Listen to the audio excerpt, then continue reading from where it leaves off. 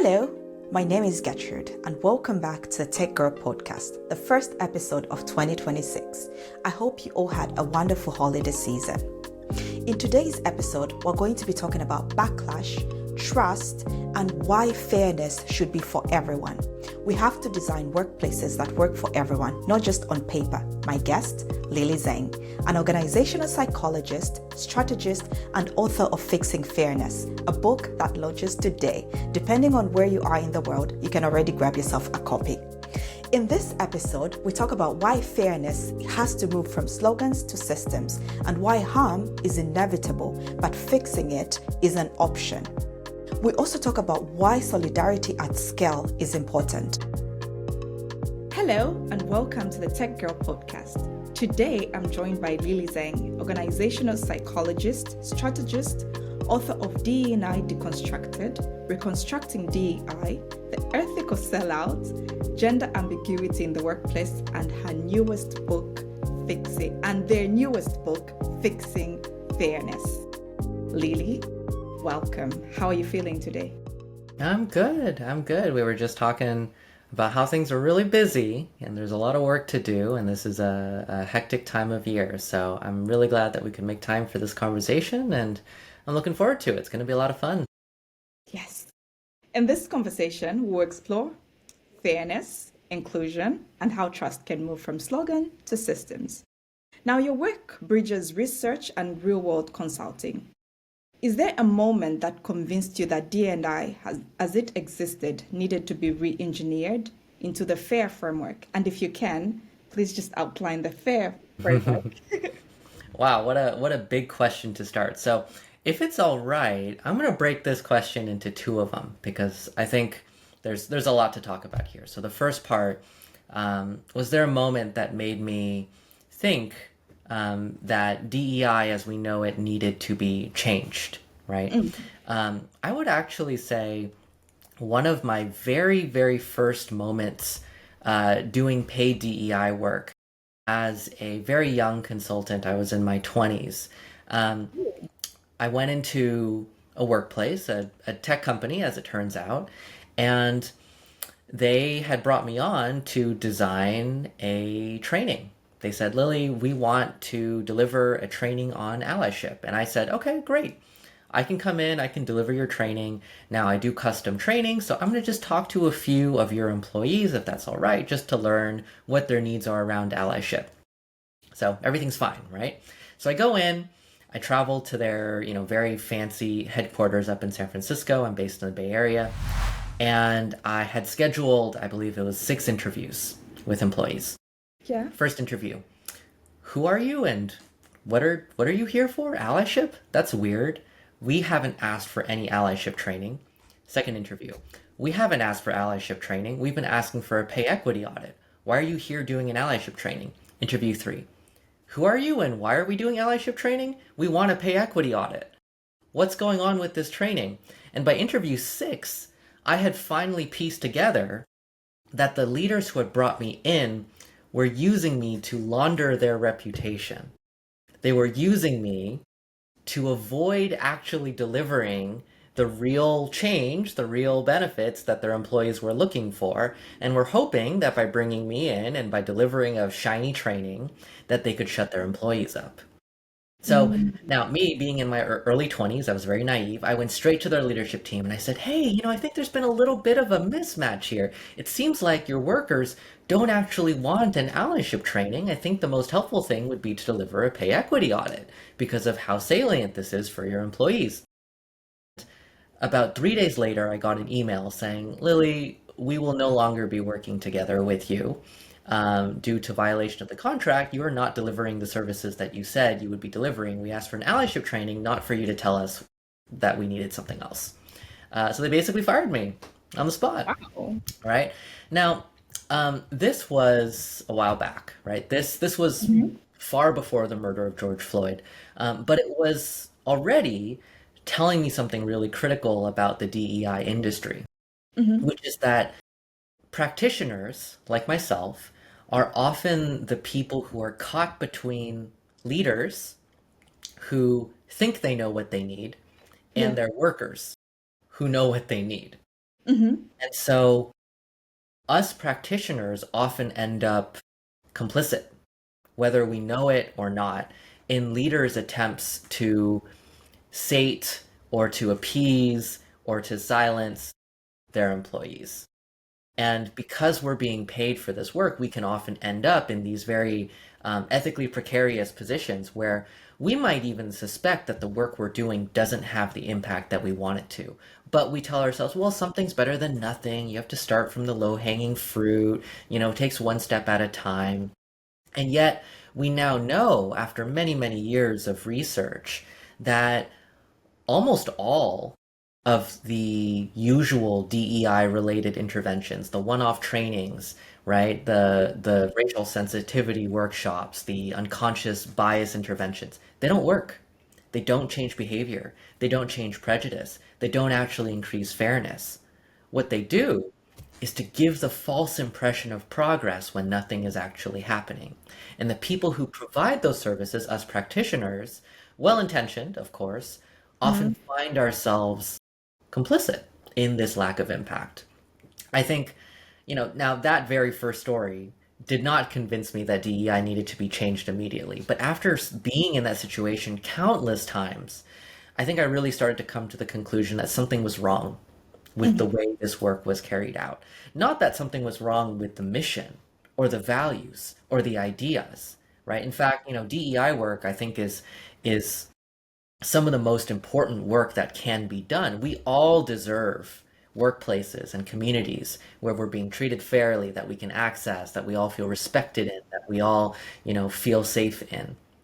But the structure, right, the norms, the shared behavior that we've adopted in this industry are not productive, I think, right? And so for a while now, for probably the last, I want to say 7 or 8 years, I've been pushing for things to change. Now, this brings us to our next question, right? The second half of your question, which is the FAIR framework. The FAIR framework is a framework that I built around 4 letters: fairness, access, inclusion, and representation, which on their surface are very similar to DEI, right? They're similar ideas, they're complementary ideas. But the framework is built more specifically around 4 tenets, 4 core principles that I think differentiate the performative, the harmful stuff that I was just talking about from the actual efforts that succeed. And those 4 tenets are outcomes focused. You have to measure what it is you're trying to create, trying to change, right? Systems focused. You need to be changing the overall environment, the systems, the structure of a workplace, not just individual people's thoughts and attitudes. Coalition driven. You need to be doing this work in coalition with your colleagues, with other leaders, with people from different identity groups, rather than small cliques. And finally, win-win, not zero-sum. You need to be framing this work as beneficial to everyone rather than just fighting for individual groups' betterment. Now, the reason why this framework was designed around these 4 principles is because I started diving into the research and trying to understand, if so much of this work fails, what actually works, what actually succeeds, right? If we're actually trying to increase representation, if we're trying to improve safety, if we're trying to actually create access, if we're trying to actually make sure that these workplaces are treating people fairly, not discriminating against people, what works? It turns out, if you design initiatives, efforts, strategies that are outcome-centered, systems-focused, coalition-driven, and win-win, you succeed. So I turned all that into this framework, right? This set of ideas around how it is we actually create change and move from performative commitments, right? And sometimes even harmful commitments that look like we're actually going to do something but don't actually involve progress, into real change, real progress that benefits everyone. Yeah, that sounds good. And is it more, where does it change more easily? Is it in leadership or grassroots with the workforce? Both, right? So when we talk about coalition building, it recognizes that we need to engage every single member of organizations from leadership to the grassroots. So it's not an either or, right? You often hear about top-down efforts, which start with leadership first, and then leadership declares that change has to happen this way, and it goes from the top down. You also hear a lot about bottom-up, where, let's say, activists or employee resource groups will say, oh, this change really needs to happen. And they create this kind of surge of momentum that gets leaders on board. It's not an either or. It's a both and. I take a coalition building model that says anytime you want to create change, you need to create a shared story for why the status quo is not working. And that story involves everyone. When you create a movement, right, it can start from the grassroots, it can start from the leadership, but until it reaches everyone, everyone shares that same story, that change won't get off the ground. So I'm pretty flexible with where it starts. It just needs to end up having impacted everybody and getting everyone on board to be a part of a coalition that benefits everyone. Okay. And the buy-in is easier with either direction. So the buy-in is hard in any direction, right? That's where storytelling is so important. So something that I do with my work is rather than telling people that they have to care or telling people that they need to buy in, whether to DEI or FAIR or any of these ideas, I ask them, what's not working about the status quo for you? It's a very simple question. What's not Yeah. working about the status quo for you? And, turns out pretty much everyone I've ever talked to, they might start off by saying like, oh, things are fine. But you talk to them for 5 minutes, 10 minutes, and they'll quickly start bringing things up. They'll say, well, the hours are really long. The culture is a little unfriendly. It's not very common that we collaborate. We don't communicate very transparently. And very quickly, even the most privileged employee will start sharing that maybe there's something about the status quo that isn't quite working out for them. And then you say, it sounds like not everything is as good as it could be. What needs to change? How could we change things? What might better look like for you? And when you start asking people this question, similarly, they start off by saying, well, I don't know. I don't know what can change. Maybe nothing can change. And after a few minutes, they'll say, you know what, maybe my managers can be a little better prepared. You know what, maybe we do need a little better of a policy. Maybe we need a shared process for how we communicate with each other. Maybe we need better expectations or norms around how we talk respectfully. And now we're getting people talking. Now we're starting to organize. Now we say, there's other people in the organization that also want these things, from leadership to frontline employees. Let's work together. Let's see if we can create some of these norms or these new practices or new policies that are better for everyone.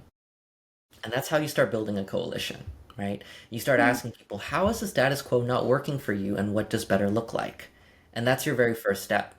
From there, the momentum really starts to build itself, and you can connect people with each other to frame change not as a zero sum, not as like how do you take from the people who are having a good time so that you can have a better time.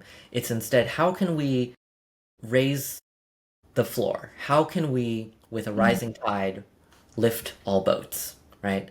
By framing change like that, you really get people thinking, and you help people understand that the status quo is not the best that they can possibly have, and that a better is possible.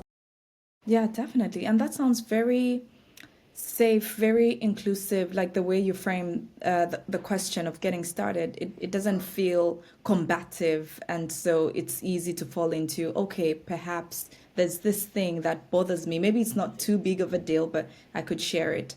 Before we get into the book, which I'm excited to discuss, I just want to apologize for getting your pronouns wrong. That's And fun. I caught myself when I was because I had it on board, and then I'm like, oh no, I did get it wrong. Just the one thing that I said I shouldn't get wrong, but I do apologize. Does it happen often? Because it's one of those that you just get caught off guard. Does it happen often that people mispronounce your pronouns? Yeah, once in a while. I mean, I think not to use this as a teachable moment, right? No, But I please think do. That's the point. sure, That's the sure. point. So Yeah. I think when it comes to this work, right, like the work of interacting with people, right, Yeah. is messy. It's really Yeah. messy, right? Mhm. When you engage with a world that is so full of difference, so full of diversity, right? Mhm. Diversity of race, of gender, of sexuality, of background, of first language, of caregiver status, of disability, of religion, all these things. Yeah, you get things wrong all the time. Mm, It happens, right? yeah. And what happens when you get things wrong, even if it's in a little way, is harm, right? Now, it's usually small amounts of harm, right? Like, it's not like every time someone misgenders me, I have a meltdown, right?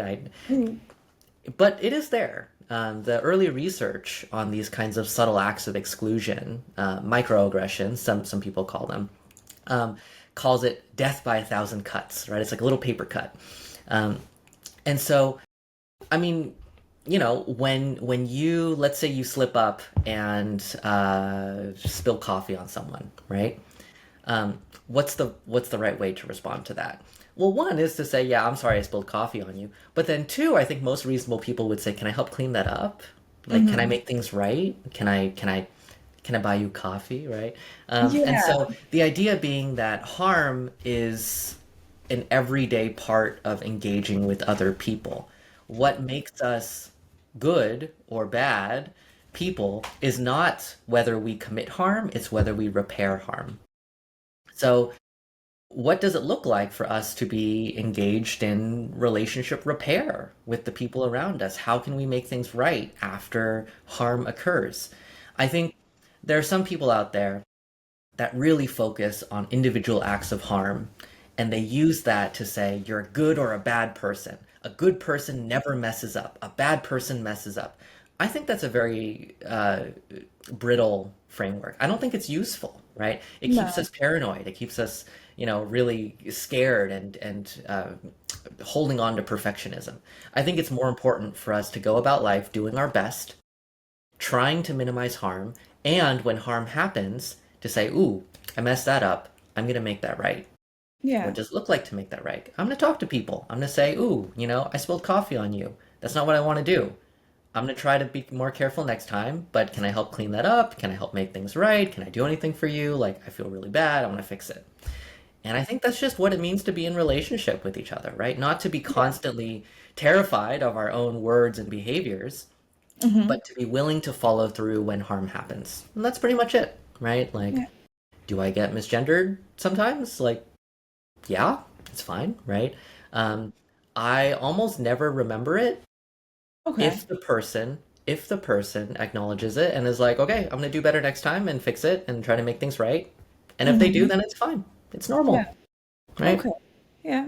Great. Thanks. Learning Like moment there. like if I get someone's name wrong, Yeah. right? Hmm. That's fine, as long as I get it right the next time. If I keep calling them the wrong name 10 times in a row, then I'm an asshole.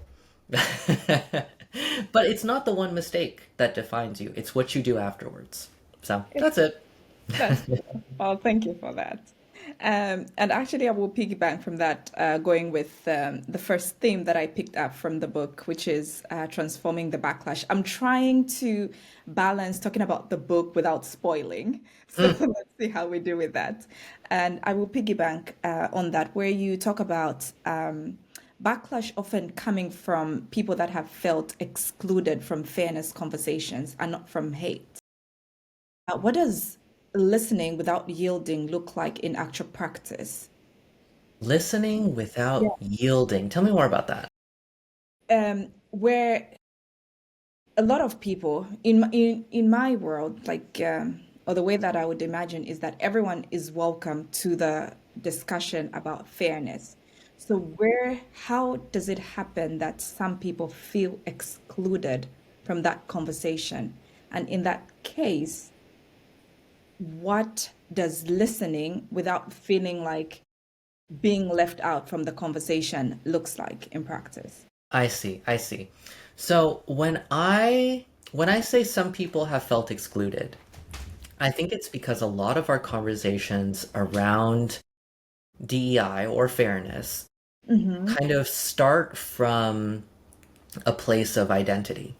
Yeah. They basically say, look, here are all of the identity groups that exist in the world. Some of them fall into the bucket of privileged, some of them fall into the bucket of marginalized. And the very basic reductionist perspective on this is, oh, if you have many privileged identities, Mm-hmm. you have had a relatively better time in the world. Yeah. And if you have relatively more marginalized identities, you've had a worse time in the world because the status quo is unfair, because of racism, sexism, classism, ableism, all the isms, right? And then they say, that's not fair, right? The world is not fair. And so to correct things, because correction is important in this framework, we need to talk to the people who are most marginalized and help improve their experiences. Now, I don't think there's anything wrong with what I just said, but but we're already making an assumption that in this work of correction, some people are more important than others, right? Sure. In fact, for the people who are privileged, right, in this framework, what's their job? I think some people might say their job is to shut up and to get out, Yeah. right? Yeah. Now, whether or not we fully agree with this premise of like, okay, some people have it better than others, some people are privileged, some people are marginalized, I think telling any group of people that their job is to shut up and get out does not make them feel good, right? Yeah. Now, when that same group of people that you're telling to shut up and get out actually holds a lot of the tangible power in our workplaces, our communities, our institutions, our societies, I think there's a very real risk that that emotional sting of being told to shut up and get out leads them to use their power in retaliation, right? And that's what we call backlash. That's anti-DEI backlash, right? So now it's certainly not marginalized people's fault, right? That backlash is happening. But I think for those of us whose job it is, whose work it is to try to improve these environments, I think it behooves us to not worsen this backlash through our own actions, right? Like I've Looks like. I've actually been brought in several times into workplaces that brought in another consultant before who made things worse and Ooh. created backlash. And we're like, Lily, please, like everything's worse after Oh my this goodness. conversation. Everything's worse after this training. Everyone hates each other now. And so I've had a lot of experience kind of cleaning up after these kinds of conversations and bringing people together. You asked what it looks like, right? And I think I've actually shared a little bit of an example. Instead of focusing on who's a good or who's a bad person, right? Who has more marginalization or more privileges, like it's not the oppression Olympics. It's not a useful thing to play. Instead, we need to focus on the environment. When we talk about fairness, it's not about individual people who get more or less. It's about an environment that rewards some kind of people over others. Yeah. So just a simple shift, right? Because like Gertrude, if I ask, right, like, are you getting more than me or am I getting more than you? We are creating a framework that immediately pits us against each other, right? Yeah. Like we're immediately creating zero sum. So just in framing that question, the only way you can get more is if I get less. So now you are incentivized to fight me, and I'm incentivized to fight you. Yeah. This doesn't bring people together. If I instead said, Gertrude, both of us deserve our needs to be met, would you agree? Yeah, you probably would. Yeah. Now I say, the world around us doesn't allow for that because the world is unfair. How can we make a better world around us so both of us have our needs met? Well, now we're working together, right? It's not you versus me. It's not who has it worse, who is more deserving, who is more marginalized. These are dead end conversations. They make us kind of fight each other for scraps instead of saying, how can we design a better world for everyone? Yeah. So that's how you diffuse the backlash from the start, right? By asking people, look, it doesn't matter how many marginalized or privileged identities you have. Our identities are important. They shape our experience of the world, right? They're valuable. But what we're here to do is to make the environment better for everybody. So the useful question is not, are you winning or losing the oppression Olympics? The useful question is, how do we make our environment better for everyone? How can we make it more fair for everyone? How can we change the shared norms, the culture, the common practices, the policies, right? The decisions that are being made every day so that our workplace is more fair for everyone? And that's a question everyone has a pathway into, right? It's a question that makes people feel safe. Yeah, it's a very good framing as well because it it brings down the armors because everyone, like you said, with our different identities and intersection of that, we come up really armed up such that a question that is not framed in that way where we're looking at how can this be a shared experience? We're like, okay, but me, but then and like you earlier said, for some people, then you'd be like, but you don't even have a right to talk about that because you don't know what it feels like to be, such and such. So yeah, that's a really nice way of framing it. I see why they bring you in to fix the problems I because mean, I wish that I was brought in before there were problems, right? Because it's so much harder when you come into a workplace and people are so polarized against each other, yeah. right? Like I've been in workplaces where people are so activated by this Mhm. conversation that they can't even talk to their colleagues, Yeah. right? Where all trust and all collaboration breaks down, where one group of colleagues says, my basic right to exist is being denied. You hate me. You want to kill me, right? And another group of colleagues is saying, like, you're coming for my jobs, my careers, my everything. You want to see me, starve. Okay. And this is not a place where productive anything can happen, right? It's not a place where work can happen. It's also not like a place where community and relationship building can happen. It's not just the workplace, right? And when we look at so many of our communities today, like, yes, there's very real harm happening in the world, but we're seeing a breakdown in people's ability to work through that conflict together. We're so on edge, right? We're Hmm. so dysregulated, we're so activated that we Hmm. can't work with each other Yeah. to make the world better, right? Instead, we're thinking about who is more deserving of Hmm. of fairness, and the answer is everyone. We all deserve it, right? We all deserve it just as much. So what do Yeah. we do to make it? I really like how you frame the work around DNI because it doesn't make it sound like a very shiny or fluffy thing or just a checkbox, right? Because the people are at the center.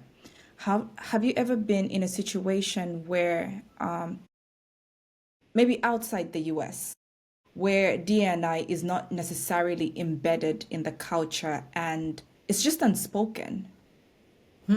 So And like DEI people has successfully happened, or No, or no, it's no, not? no. The conversation is not even on the table. An example is in Scandinavia, where we can sort of understand, especially if you're not part of the marginalized group, you can sort of understand, you get it, but the conversation is not on the table. Okay, so this is a very complicated question for a range of reasons, right? I think there are a few assumptions that people make about DEI. One is that the American model of DEI is the most advanced in the world. I don't necessarily agree. I think the Okay. American model of DEI is a very identity-centric model. It's because I think America is one of the countries in the world that is most, you can say advanced, you can say experienced at leading with identity. In America, you can walk into a workplace and say, as a disabled person, as a woman, as a non binary person, as an Asian person, as a black person, you can lead with identity and have Hmm. people mostly understand what it is you're trying to say, even if they don't agree. In other countries in the world, you may not be able to do that as much, right? Identity is not seen as a core language of the working world. Now, on that fact alone, some people are very quick to say, my country is behind on DEI, right? Hmm. Because we can't talk about identity. I mean, if you look at American statistics, did you know that 91% of American workers have been discriminated against because of their identity at work? It's not good. It's quite bad, right? When you actually look at like things like maternal leave policies, America is not leading on that, right? When you look at things like, workers' rights, America is not leading on that. And so when we talk about, oh, diversity is behind in my country, I think we're overly focusing on the language. The whole point of DEI is to eliminate discrimination, to Hmm. create workplaces that are fair, to create environments where everyone is treated respectfully and everyone feels safe. Pretty basic, right? There are lots of places in the world that do better at creating those things, even if they don't use the same language of identity that America does. And I would even argue that trying to export this American identity first model to the world might even be a form of colonialism, right? It's not a one size fits all. We can't bring in American concepts of identity politics first and expect them to land the exact same way everywhere else in the world. So when I go into countries that are not America, first of all, I do so as a very, very curious learner and not as someone that has all the answers.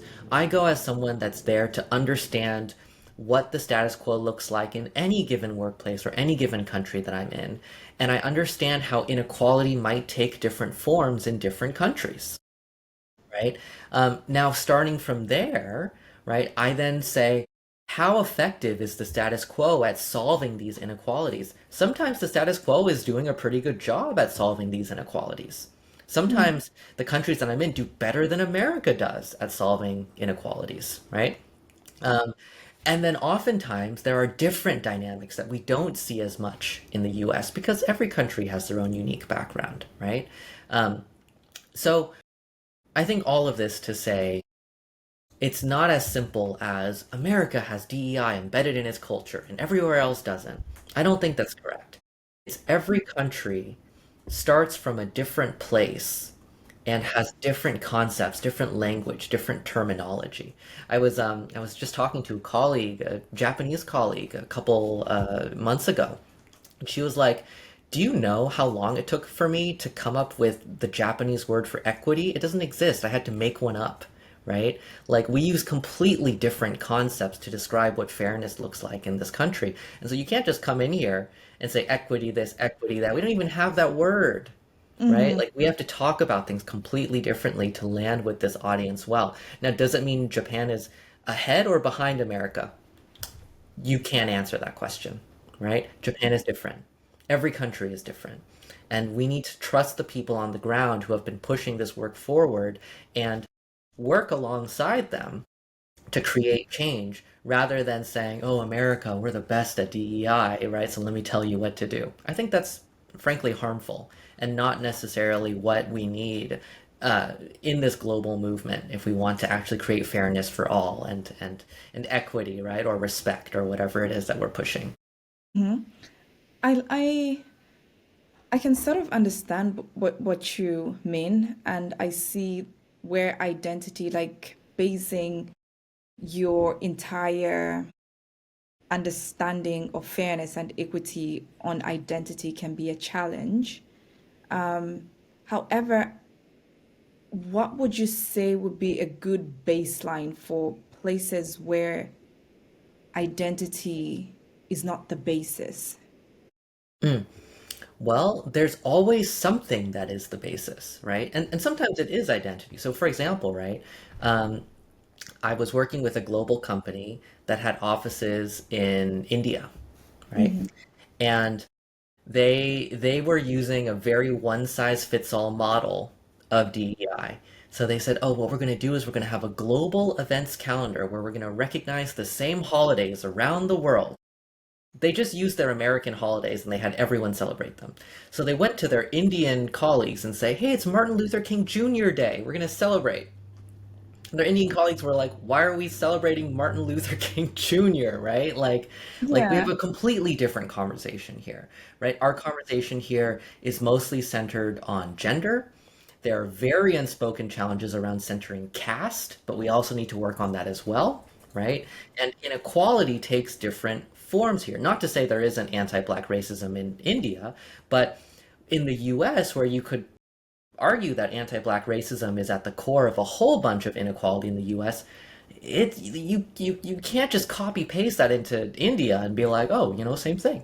Mm. So I think I'm not saying identity politics never works. I'm saying we need to keep an open mind around Mhm. how inequality manifests and tackle those problems as they come up in their local context, using the language of the local context, right?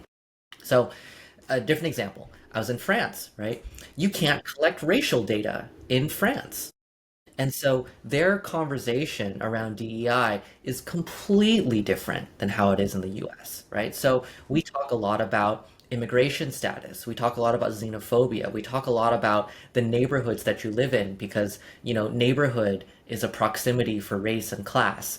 And if you do serious DEI work in France, right, like you need to be able to engage on those terms. Whereas if you go, like, you can't just assume in the US that, like, oh, what's your data on your Latino staff, your Black staff, your Native American staff? They don't have Native American staff, they're French, right? Like, you can't copy paste American identity politics into another country.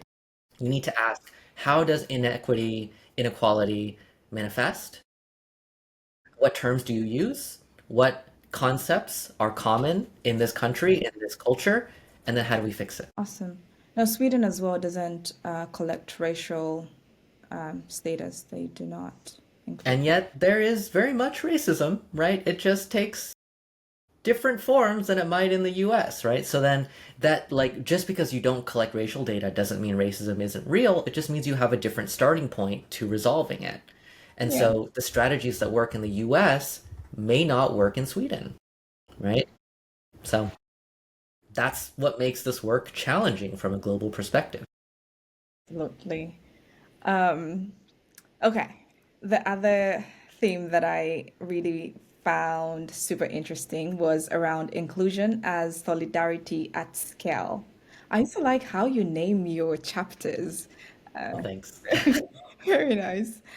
You do redefine inclusion as solidarity at scale. That's a very powerful shift. Now, could you just break that down? Sure.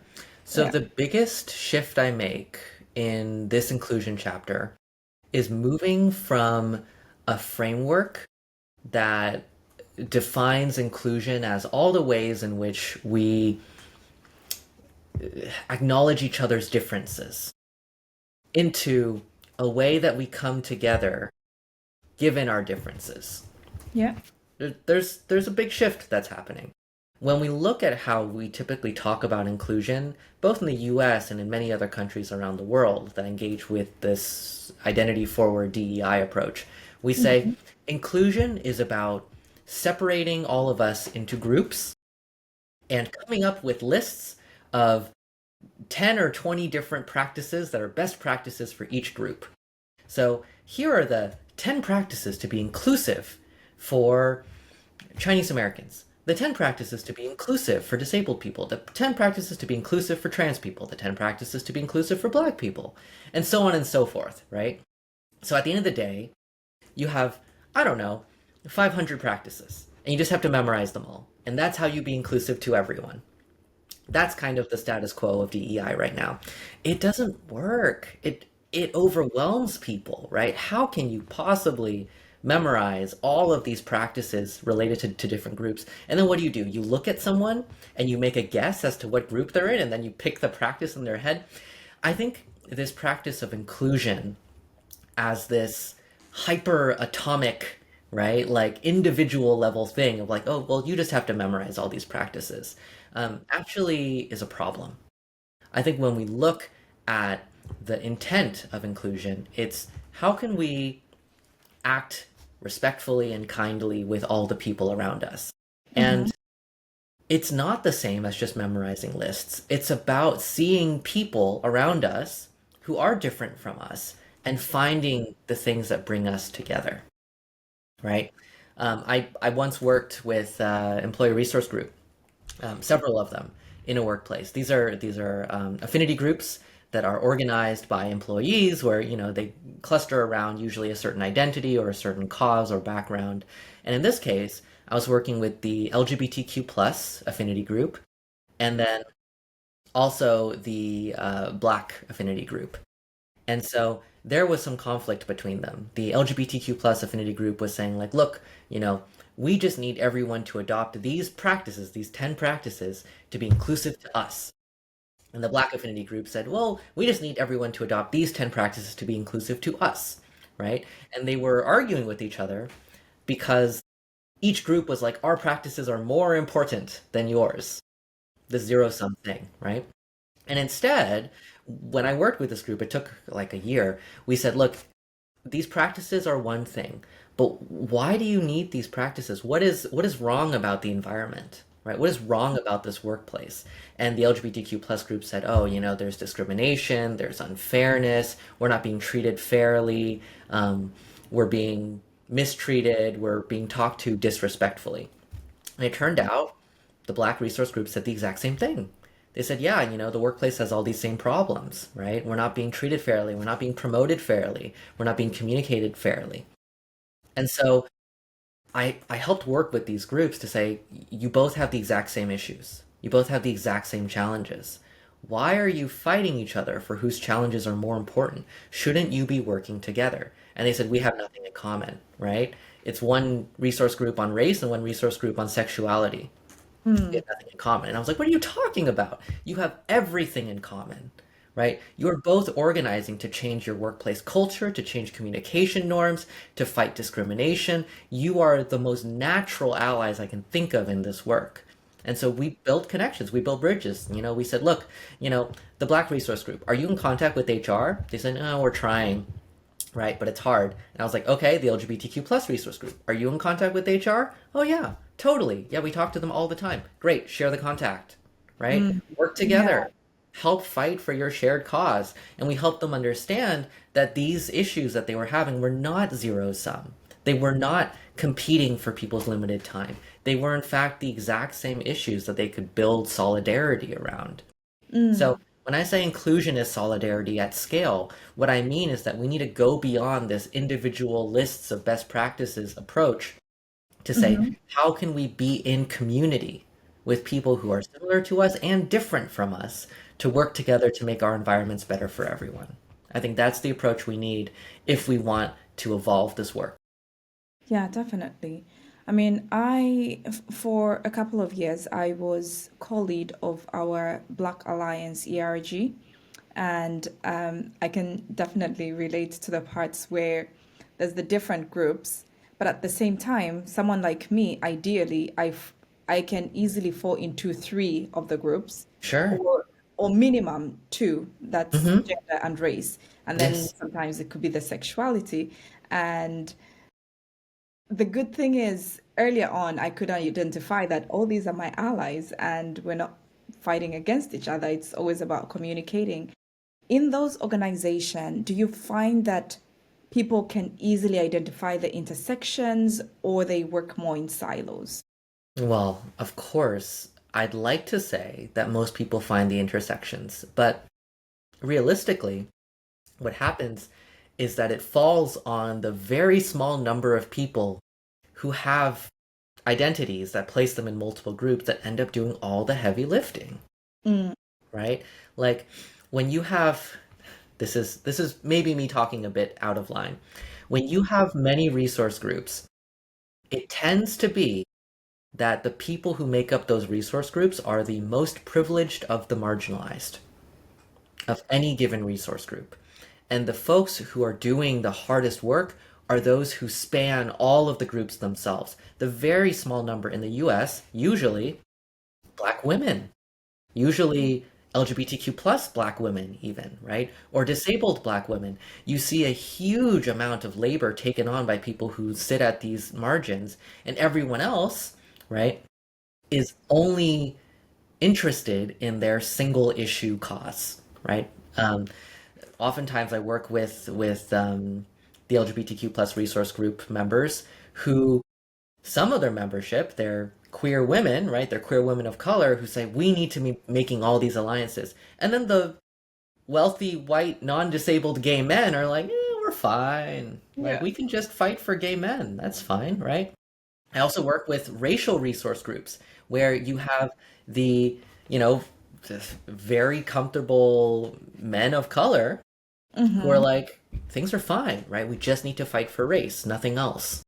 Yeah. It's always the people that sit at the margins that do all the work. So I think what I want to push for is to say people's tendency is to silo because it's easy. It Yeah. it simplifies what seems like a complicated issue into just one narrow box. Like, oh, all you need to do is to fight for sexuality. All you need to do is to fight for race. When you tell these folks, oh, we need to fight for everyone, they say that's a lot of work, right? It's a lot of organizing.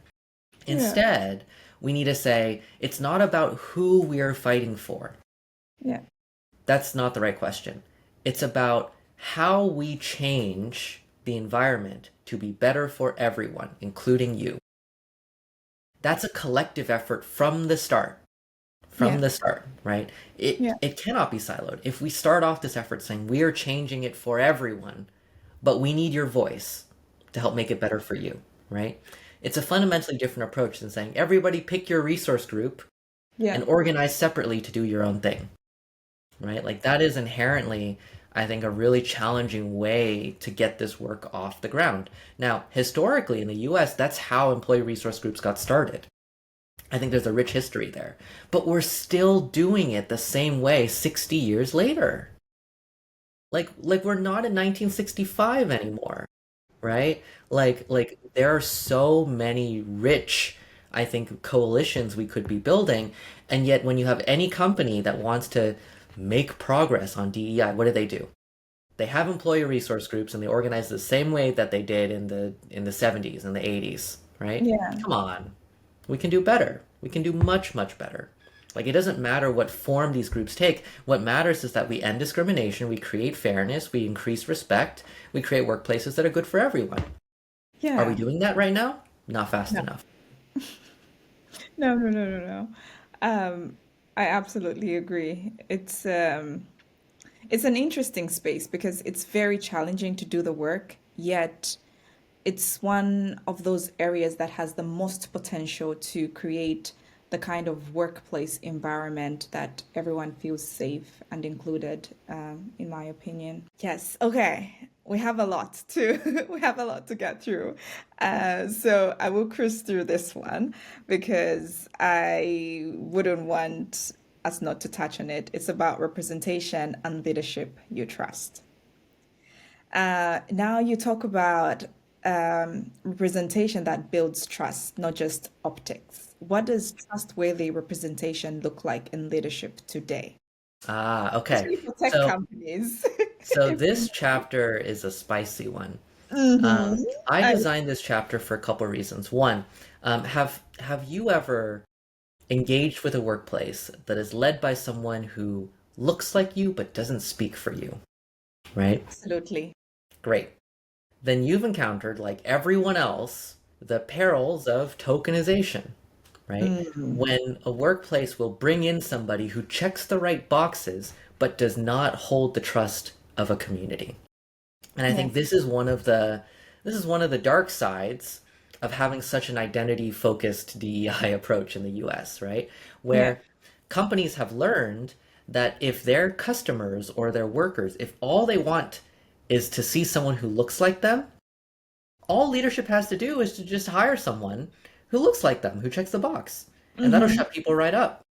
Yeah. Now, for those of us that have been doing this work for a while, we realize that representation in the form of box checking is actually just as bad as no representation at all. In fact, sometimes it can even be worse to have someone who checks the right boxes but actually will not listen to you, who only talks the language of leadership, right? Like they don't speak for us, they don't understand us, they don't represent us, we don't trust them. And so this chapter is about moving beyond tokenization. I think so much of DEI work, whether it recognizes it or not, really is advocating for tokenization. It's saying like, oh, we want more diverse hires. We want more diverse hires, like hire women, hire disabled people, hire people of color. I think what we should actually be saying is make the process for hiring fair, and we will naturally hire people, right? We will naturally diversify the folks that we're hiring. But instead, we over-focus on check this box. We want this box checked. And the leaders say, okay, fine, I'll check the box. I'll bring in one of my buddies from college who thinks the exact same as me, but happens to be Asian, or happens to be a woman, or happens to be disabled, or happens to be gay. And then I'll say, I did it. I've achieved representation. Right? This chapter goes further to say representation is not just about the boxes you check. It's when you trust your leadership to represent everyone in the organization, including people they don't share identities with, Yeah. right? And under this framework, it's possible to have a leader who is a man who represents women. Mm-hmm. How is this possible? How could a man possibly represent women? By building relationships with women, by becoming trusted by women, by advocating for women, by speaking up for women. Mm-hmm. I've met some of these folks. I've met men, leaders who are men, who women are like, this guy gets it. This guy gets me, right? It's not about the box that this man checks. It's about the work that he's done to become trusted. Mm-hmm. Similarly, I've worked with people of color, right, who are led by a white leader. And they'll say, you know what? This leader gets me. This leader gets people like me. Not Mm-hmm. because he checks the right box, but because he's done the work, or she's done the work, or they've done the work. Yeah. And so by shifting representation from box checking into have our leaders done the work, I Mm-hmm. think this is a more actionable way to talk about representation that gets us beyond this tokenization trap that so many of our workplaces find ourselves in. Yeah. That is true. I can absolutely recognize some of those patterns. It's very funny. I don't even know if I should be saying this on record. My goodness. There was a friend of mine as she was going through the interview process. She ended up getting the job, but what she told me was for the recruiter interview, it was a white woman, so she's a black woman as well. And she said, the minute I saw that it's a white woman, I knew this would not go anywhere. But when they started to speak, it turns out that she had lived in a place that she had lived, they spoke the same third language and Wow. things like that. And then they were just a good match. So, based on just optics, it looked like it's a bad match and it turned out to be good. So, yeah, it's true. It can be like that. But in recruitment as well, because that's one of the biggest gatekeepers, in my opinion, when it Mm-hmm. comes to increasing diversity within the workplace. How can recruitment work in such, especially in the age of AI as well? How can it work in such a way that it embodies everything you have talked about when it comes to representation without it being optics? Okay. So I have worked with companies for a while on this exact question, saying like, our company needs more women. Our company needs more people of color, right? Our company needs more LGBTQ plus people. The first question that recruiters ask is, where do I find them? Mm, Where do people who are looking for live? Where do they work? Where can I find forums of these people where I can attract them and bring them back to my company, right? And that is already the wrong question to ask mm, because it assumes that people from marginalized groups are like, I don't know, crops waiting to be picked in the field, right? Like mhm, like we're not just hanging out somewhere waiting for someone to scoop us up, right? mhm. Like we are hanging out somewhere because we feel safe where we Yeah, are, right? yeah. And if a recruiter comes in to say, "Hey Lily, you look Asian. We need some of those. Will you work for me?" What do you think I'm gonna say? Like No. what's your deal? Right? Like what's wrong with you? Now, if there's a company or a brand that says, "Look, whether or not you work for me, I don't care. But I'm going to get involved in your community. I'm going to, do work that benefits your community. I'm going to create real value for you and your community. My mission is to help all folks, including your community. And I've grown up knowing that this brand is out there doing good work and they're legit. When that recruiter approaches me saying like, "Hey Lily, you ever consider working for my company?" I'm like, "Oh yeah, I know you. Yeah, yeah, Mhm. yeah. You're great. Sure, I'll consider it." Right? Yeah. Completely different relationship. The first version of that conversation was extraction. It's Yeah. you have it, I want it. Mm, The second version is about creating value. It's you mhm. don't have to work for me, but my mission is about creating value for you. If you ever consider creating value for me, you have a place here. That's a completely different interaction. And so my answer is if recruiters are having trouble recruiting from certain communities, they need to go out and build trust with those communities, right? And if they say, oh, I don't know how, create value for those communities. Go into those communities, say, we need to prove that we're not just here to take and not give. We need to prove that we're here not just to extract or exploit, but to actually Yeah. create value, right? Yeah. Because then there's also this question of the companies that want more diversity, have they earned it? Are they safe to work for women? Are they safe to work for people of color? Are they safe to work for disabled people? Because you can't just invite people into your burning house and expect that they'll enjoy it there. You have Yeah. to clean your house first. And then, if you've earned it, then yeah, you can attract more talent. You can become deserving of top talent wherever it lives. So it's a different approach to recruiting, right? It's not around where are this group or that group. It's Yeah. how do I build trust with all these groups so that they want to work for me? Yeah. I mean, and it sounds like the right way to do it. I would Uh, like to think. yeah, definitely.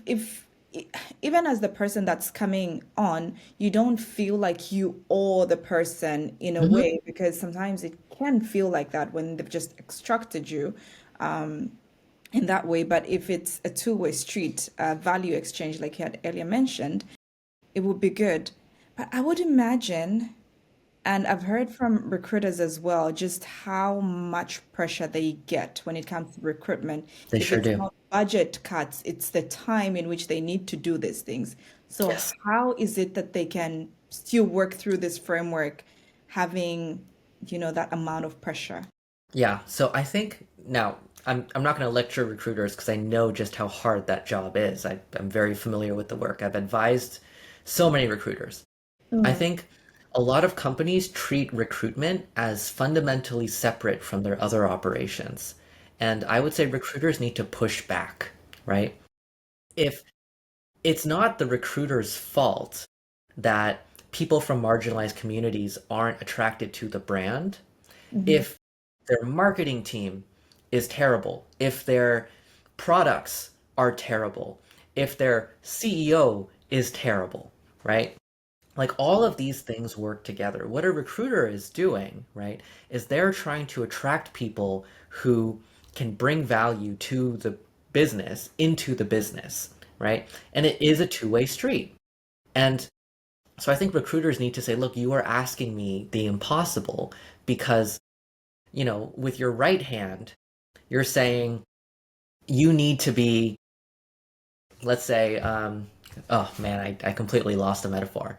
Uh, with your right hand, you are saying, oh, I want to bring in people that are really good at putting out fires. And with your left hand, you're setting fires, Mm. right? Like, you can't be doing this kind of doublespeak. Recruiters are in this impossible situation where they're selling a version of a company that is fake Yeah. because the rest of the company is busy doing the opposite of what recruiters are trying to say, right? Like, recruiters are like, we're inclusive, we're a safe space, we're mission driven. And then people read the news, layoffs, discrimination, lawsuits, right? Um, Yeah. like, come on. It's not on recruiters.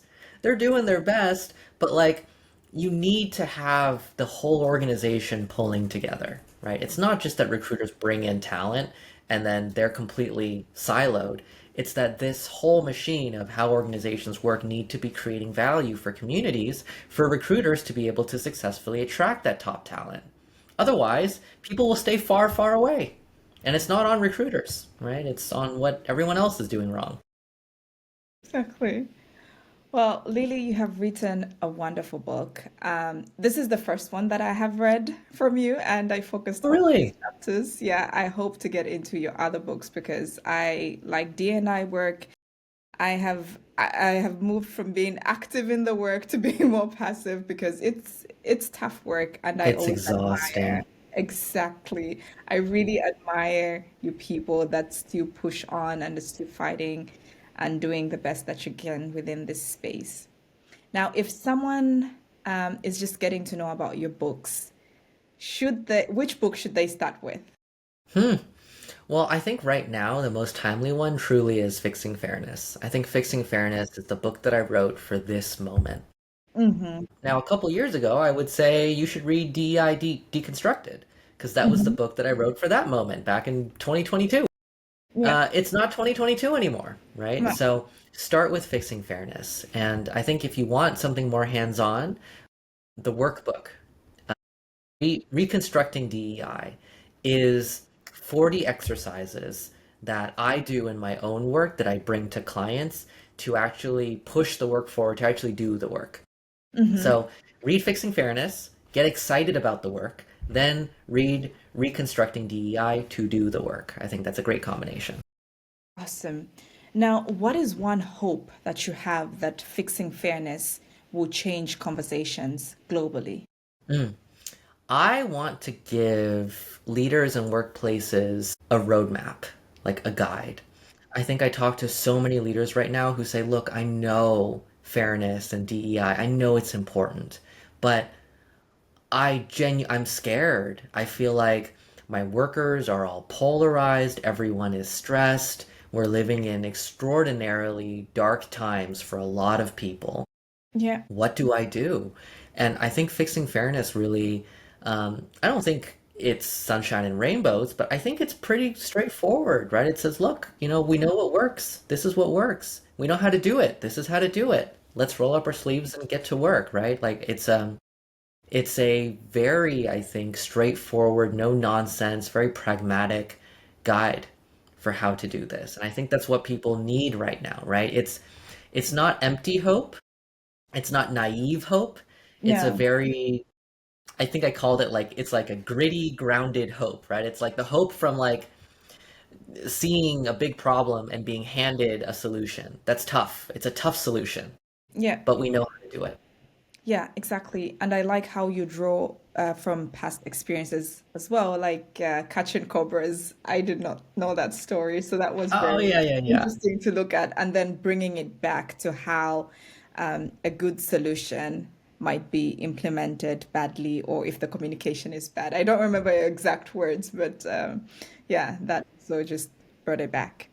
There's a little story in the beginning of the book for the people tuning in about Yes. a very well-intended effort in history to eliminate a cobra, like a snake infestation, that ended up tripling it instead. And you'll just have to read the book to learn the story. Absolutely have to It's a read. fun one. Yeah, absolutely. Thank you so much for your time and thank you for coming on the Tech Girl podcast. Where can people find you as we close off? Yeah, well, you can find me on LinkedIn. I still write on LinkedIn. I'm on Substack as well, and you can find my books anywhere books are sold. Fixing Fairness is out early January, and I'm very, very excited for people to get their hands on it. Yeah. Should we be expecting a wild tour? Ha! Or is Well, it if someone is listening in and says, I really want to bring Lily to my organization, you can make the world tour happen. It's Oh on yes. you. Oh yes. Well, Lily, thank you so much and have a great day. Thank you so much for having me. Take care, everyone. What I appreciate the most about my conversation with Lily is how grounded it is. This is optimism, not performative. She has reframed solidarity and what it means for it to be at scale, how we can design workplaces that work for everyone. We are challenging token representation to reminding us that a mistake is not what defines us, but it's how we repair the mistake. And most importantly, she emphasizes that everyone has a path in without turning fairness into a zero-sum game. I'm Gertrude, and this has been the Tech Girl Podcast. Until next time, I look forward to hearing from you, and you can find me on all social media platforms. Goodbye.